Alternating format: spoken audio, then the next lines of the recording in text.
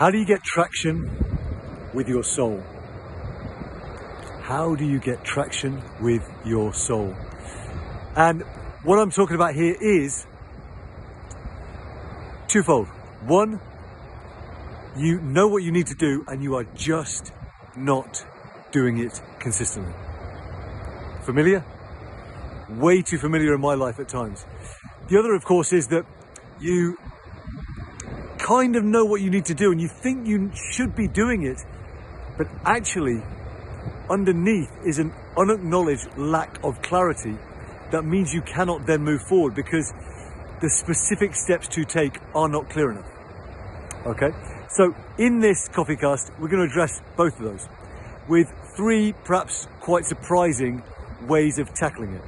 Okay, so the first is, if you are finding yourself procrastinating, not doing, whatever you want to call it, is to give yourself permission to be absolutely terrible in how you start.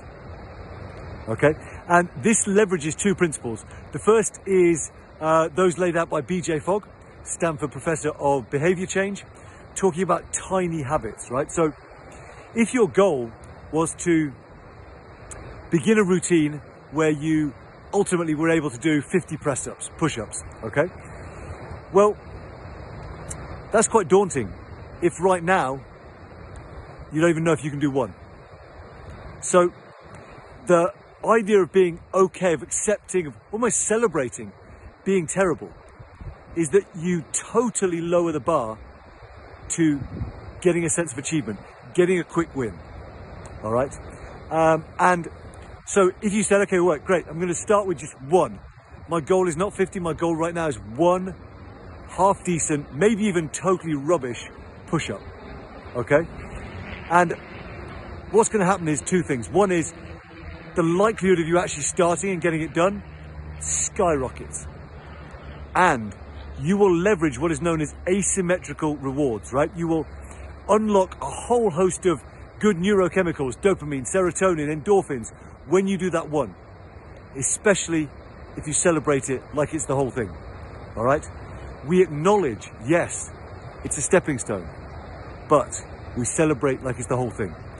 Because your chances tomorrow of cranking out 2 push-ups exponentially greater, right? So the first piece is if you are not getting traction with your soul, you're not doing what you know you need to do, or you're not being as in the zone productive as you'd like to be, strip it right back. And I'm not saying this is like being prescriptive. This has been so powerful for me. Just to, right, I've got to write an entire landing page, or I've got to write some website copy. Okay, let me just start with the title on the page. And I remember doing that. I'm just going to do the title, which is a terrible actual reality if I need to write a whole landing page. But the title was written 3,000 words later and an hour and a half later, and I was still going. Unbelievable. Because I'd been okay with starting terrible and starting small. All right? So that's the first piece. The second is what I'm doing right now. Here, this amazing tree bringing you out to, you can see St. Michael's Mount out there in the distance. Probably a bit small, but the surfers are in the water. And this is, if you want to initiate new action, changing your environment is proven to be a factor, okay?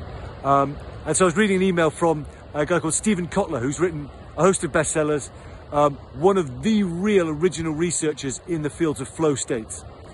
And he talks about having 3 different locations that he will work from. He's got like a standing desk, he's got a sitting desk in another room, and then he's got a favorite coffee shop that he goes to, right? And it's like, if he's hitting a bit of a kind of sticky patch, he will just change location. And particularly for those like myself who are blessed with some neurodivergence, the change of location can be super powerful in just allowing your mind to consider different things, start different things, and the very energetics of stepping into a new space is also like giving yourself permission to do something different, aka start doing what you need to do, right? So That is another one. So have a think right now.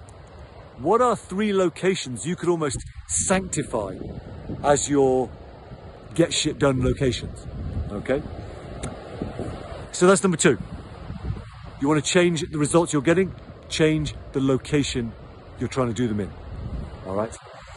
And then the third thing that's worked for me is a strange one. And this really speaks to if actually you look at everything and you're like, I actually don't exactly know what I need to be doing around this. One of the things that I've started doing is what I call leveraging the algorithms. And what this means is you've got Facebook, TikTok, Instagram, and LinkedIn are all now focusing on what we call interest-based recommendations rather than just people's comments or friends, etc. So they are showing you things that it thinks you are interested in. So if you want to understand more, get more insight and depth into a particular topic, right? YouTube is the same, by the way. YouTube is the same. Then simply start to search up the top